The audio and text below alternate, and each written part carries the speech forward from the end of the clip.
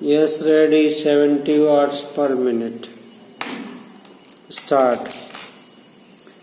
सभापति महोदय कामा पंजाब में एक कानून बनाया गया है कि पिता की संपत्ति में लड़कियों को भी उतना ही हिस्सा मिलेगा जितना लड़कों को मिलता है। पूर्ण विराम। परिणाम यह हुआ है कि वहाँ पर ना तो दहेज देना पड़ता है और ना ही कोई दहेज मांगता है। पूर्ण विराम।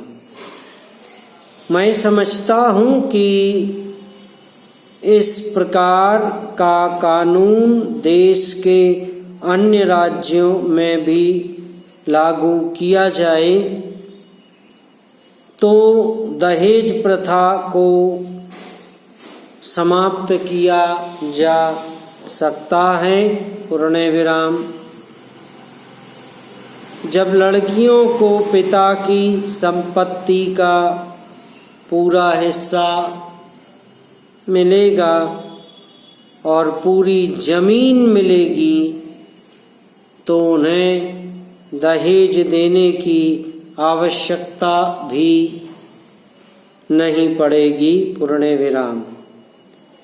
एक बात तो मैंने अभी कही है कि सबसे पहले हमें अपनी आदतों को सुधारना चाहिए, तभी हम देश की गरीब और अनपढ़ जनता से यह आशा कर सकते हैं कि वे भी इस बुराई को दूर करने में अपना सहयोग दें। पूर्ण विराम।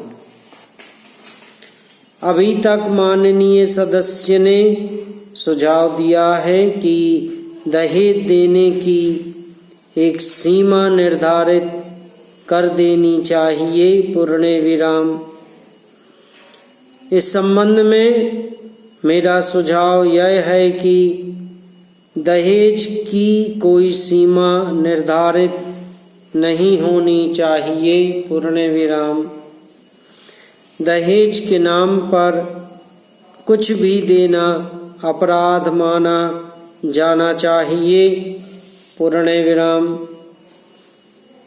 दहेज प्रथा को जड़ से ही मिटाया जाना चाहिए। पैरा।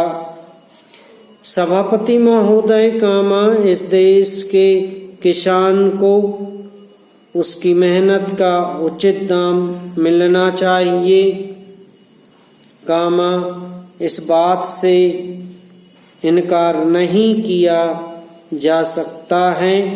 पूर्ण विराम।